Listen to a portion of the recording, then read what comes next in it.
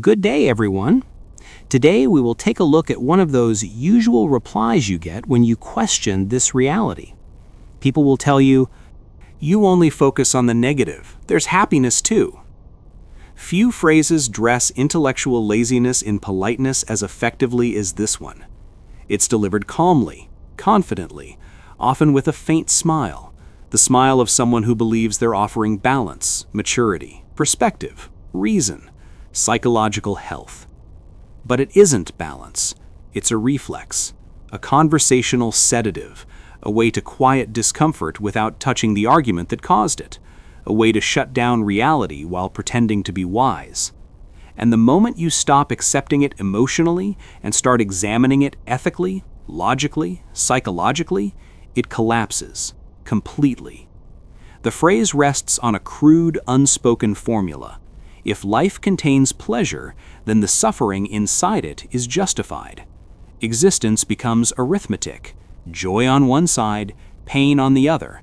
Add them up, call it fair. But no serious moral framework works this way, especially when the harm is imposed without consent.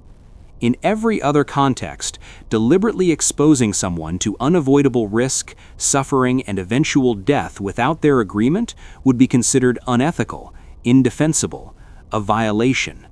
Yet the moment that same imposition is labeled life, the rules quietly change. Suddenly, harm is excused because the person might enjoy music someday, or friendship, or a warm meal. As if sunsets retroactively justify disease, as if laughter repairs trauma, or comfort dissolves vulnerability. This is where the argument breaks, because pleasure does not grant moral permission to impose suffering. One describes experience, the other attempts to justify forcing that experience onto someone who never had a choice. And that leads straight to the point the phrase is designed to dodge: consent. No one consents to being born. Every ethical system that claims to respect autonomy treats consent as sacred when imposing risk, obligation, or irreversible conditions.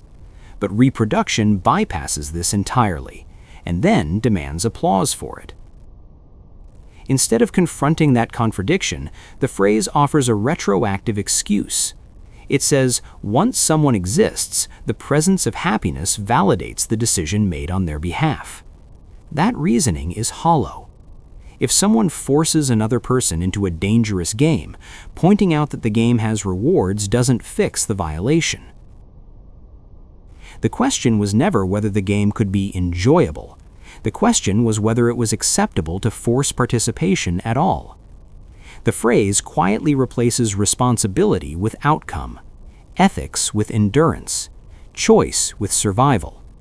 It also depends on a deeply dishonest assumption that pleasure and suffering carry equal weight. They don't. Suffering has a depth and permanence pleasure rarely approaches. One traumatic event can permanently reshape a person's mind, health, identity, and capacity to function. Chronic illness, abuse, loss, and dread can dismantle a life in ways no amount of fleeting happiness can undo. This isn't philosophy, it's observable reality. Human civilization itself is built around this recognition. Laws exist to prevent harm. Medicine exists to reduce suffering. Safety systems, emergency response, and social protections all revolve around avoiding catastrophe, not guaranteeing joy. If pleasure truly balanced suffering, societies would invest equally in distributing happiness as they do in preventing disaster. They don't, because on some intuitive level, everyone already understands the asymmetry, even while denying it out loud. The phrase survives through another distortion, too. Only those who survive well enough get to defend existence. Those crushed beyond recovery don't write essays, they don't give speeches, they don't reassure anyone. They disappear from conversations, from statistics, from memory. Their silence is mistaken for absence. And so society fills itself with stories of resilience and perseverance, while quietly erasing the countless lives permanently damaged by forces they never chose to face. "You only focus on the negative" speaks from the position of survival while pretending to represent everyone. It does something else as well, something sharper. It turns scrutiny into pathology. Once someone is accused of focusing on the negative, the discussion stops being about whether the critique is valid. It becomes about whether the person making it is emotionally defective, ungrateful, unbalanced. Philosophy becomes a personality flaw. It's not a rebuttal, it's containment, a way to protect cultural assumptions by pressuring the critic to defend their own mental health instead of their argument. And this isn't just personal, it's systemic. Entire social structures depend on people accepting existence as inherently good and morally unquestionable. Economies, religions, identities, political systems all require continuity, reproduction, participation. Questioning whether creating new life is ethically justified threatens the foundation. So comfort narratives step in. They soothe, they reassure. They say, "It balances out, don't think too hard." They keep the machine running. When pressed, defenders retreat to one last line. Most people are glad to be alive. But adaptation is not consent. Survival instinct is not moral proof.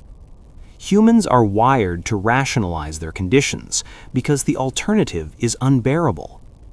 History is full of horrors validated by majority approval. Popularity has never guaranteed ethical legitimacy. This is the well-known appeal to popularity fallacy. And no, the fact that some people enjoy life doesn't justify gambling with others' lives. It's easy to defend existence when you're on the winning side of pain. But morality isn't measured by averages, it's measured by harm. And beneath all of this is the most revealing confusion of all. The confusion between coping and justification. Optimism may help someone endure life once they're already here. Gratitude may make existence more bearable. Resilience may keep someone functioning. None of that justifies the imposition itself. Survival is not consent. Adaptation is not approval. Endurance is not permission. Strip away the tone, the politeness, the emotional reassurance, and one question remains. Is it morally acceptable to impose existence with guaranteed risk, loss, vulnerability, and death on someone who cannot consent simply because that existence might also contain moments of joy? "You only focus on the negative" never answers that. It avoids it, softens it, deflects it. And that's why it survives. Not because it's true, but because it's comforting. But comfort is not truth, and repetition does not turn a weak argument into a strong one. Sometimes a phrase becomes popular not because it's correct, but because it keeps people from looking too closely at what they've inherited, what they've accepted, and what they continue to impose.